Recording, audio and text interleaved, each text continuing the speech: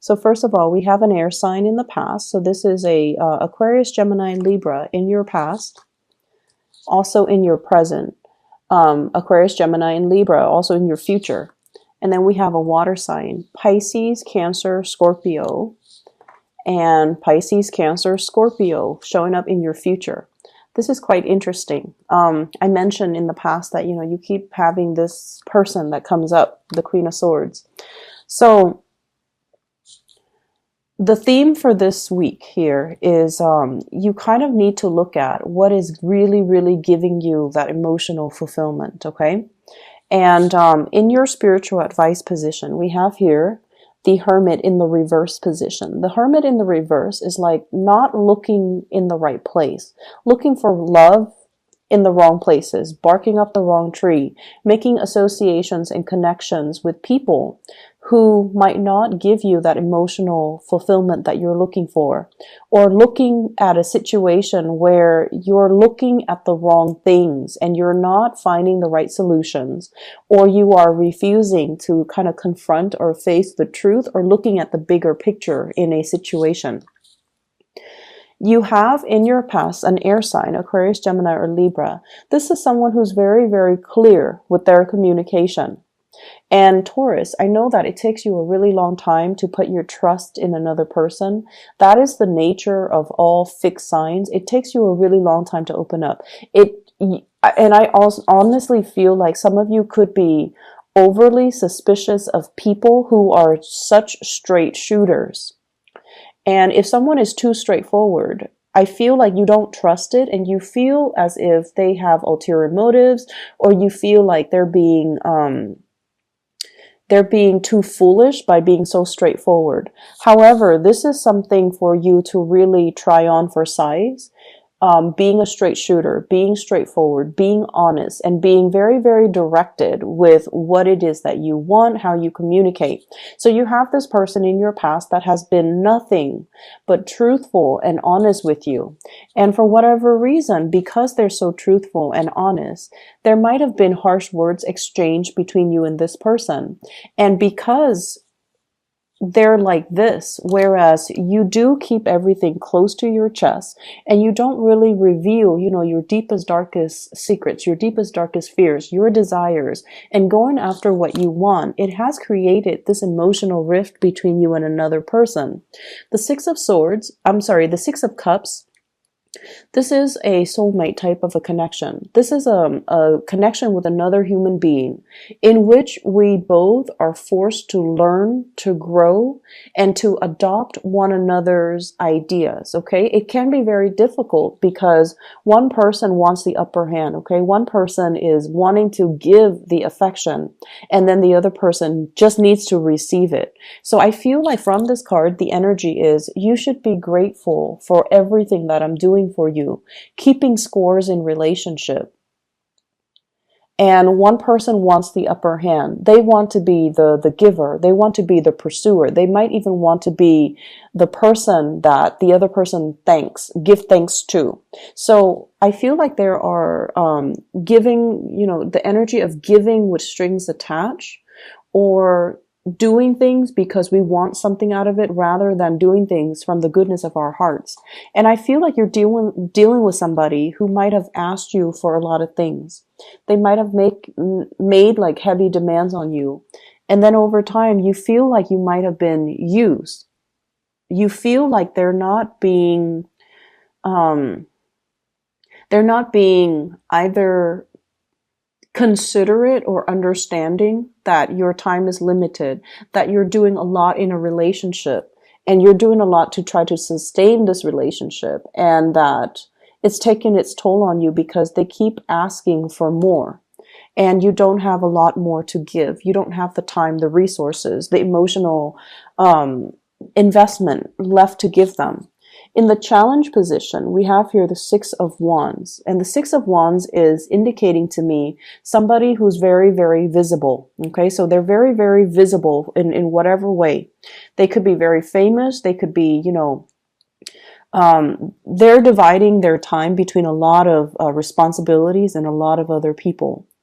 And I feel almost like whenever we're so visible, we have to be really mindful about how we say things. We have to be really mindful about who we hang out with, how we communicate. We have to censor ourselves, and we can't really express ourselves exactly the way that we want. But I feel like at the bottom, like underneath the layers with this reading, it's about you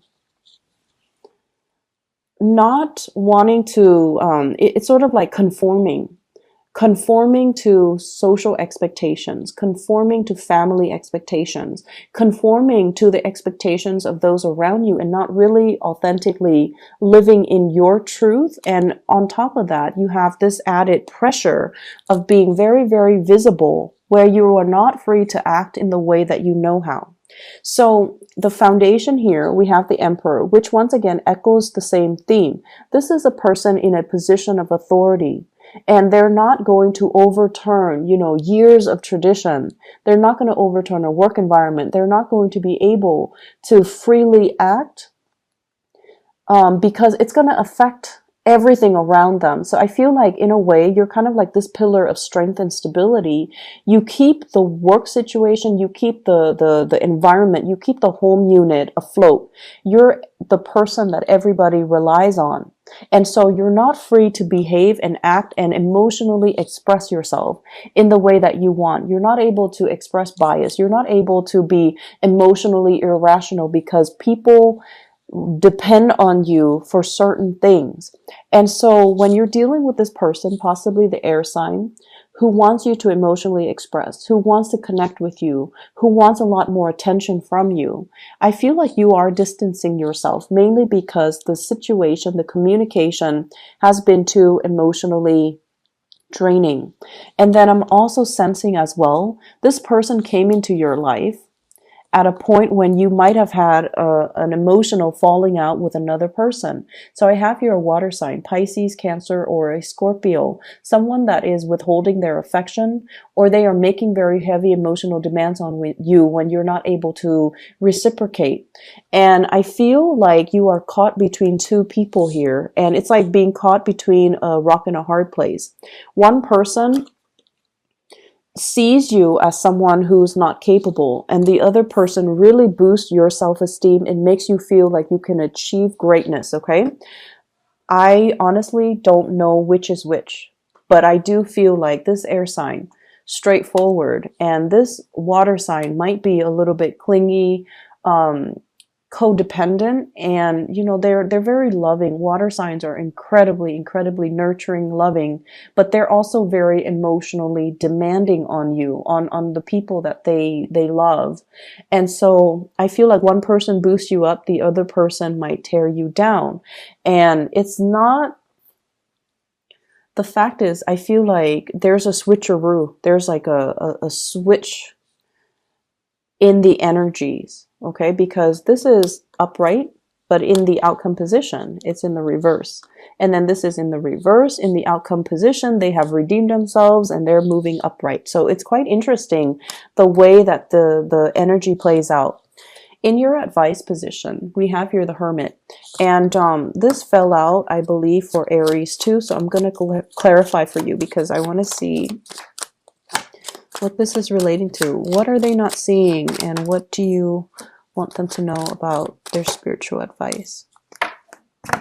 Okay, so we have here the King of Pentacles. This is somebody who cares about earthly possessions, who can be a little bit on the materialistic end, and who cares about financial stability. So Taurus, you are the, I want to say like, when your financial foundation is very rocky, I feel like you heavily identify your self-esteem, your competence, and your confidence level greatly with the financial resources that you own. And when it's we have as well the Three of Wands in the reverse. It's almost like you're dealing with a different type of a person. You're dealing with somebody who is like a nomad. They can travel with less. When a situation becomes too difficult, they just pick up and go. They're not bound to earthly possessions. They're not bound to, I'm going to stay and work things out. So I feel like they just up and bounce. Not because they are flaky or unreliable, but because they would rather have peace of mind and be alone in and be happy than being stuck in a situation where they're carrying the brunt of the relationship and their partner is not understanding. So I feel like you're dealing with a different breed of people and you're not used to it. So with the Hermit in the reverse is you're not seeing this situation for what it is. The other person doesn't care about how much money you make. They don't care about you being stable. They see you as an equal partner and they see you on the same level playing field as them. So they're not going to care how much money you have in the bank. They're not going to care about the frivolous, practical, tangible things. They care about freedom of movement and, having an enjoyable life and waiting for opportunities to come in where we can expand our consciousness. And I feel like this is something that you're racking your brains trying to figure out. When someone is too honest and too straightforward, I feel like rather than taking things at face value, you read too much in between the lines and you feel like nobody is that honest. Nobody is that nice. Nobody is that straightforward. So whatever suspicions that you have, I feel it's unfounded. And I feel like you're looking at a person who has been truthful and honest through a very, very suspicious lens that is colored and affected by your interactions with people who have ulterior motives and who are manipulative in order to get what they want. So looking at the value in the right person and trusting in the right person and, seeing people for who they really are. I feel like that's the major spiritual advice coming through. External to your environment, we have here the Judgment card in the reverse. And I feel like there needs to be contact. There needs to be communication. There needs to be kind of like airing out the dirty laundry so that everybody can see what is on display, what's on the table, what are we dealing with, okay? So making decisions in order to clear up the air. So this is all about, that angelic type of a timing where everybody's on board, rallying people to your cause, okay? I feel like many of you are playing the position behind the scenes where you are telling yourself, my hands are tied, I'm not free to act the way that I want. And there's really no excuse for that. With the Six of Wands, you're in a position of authority. People trust you. So whatever you need to say, I feel like you're holding yourself back because you don't want to cause a ruckus. And in your hopes and fears, we have here the Moon card, fear of being deceived. And the thing about being deceived is whenever someone deceives us, we get very, very defensive because, our ego is triggered. And subconsciously, we kind of tell ourselves, they must think I'm very stupid for them to tell me a blatant lie. And if you take your ego out of that and just say that, this is not about me. This is not about them deceiving me. This is more about them having a pathological trait where they are unable to tell the truth to anybody, not just me. Taking your ego out of it and approaching a situation where you are not trying to confront the other person or corner them or get the upper hand, but you're just trying to get at the truth. I feel like there's somebody here who has been very honest with you, but for whatever reason, you have this unfounded and unexplainable sense of distrust towards them. And it's based on the people that you've dealt with in your past. And it's based on, some internal things that unfortunately I feel like you have to work on. Okay. In your outcome position, we have here the Five of Cups. The Five of Cups is looking at a situation for what it is. And I feel like regretting the choices that we should have made, regretting the communication that has gone on, regretting that we didn't invest our time and the resources in the right things, letting a good opportunity pass us by. And it's kind of like, it's not until it's too late that we start to see it for what it is. Okay, we start to see the value in the person when they're no longer in the picture.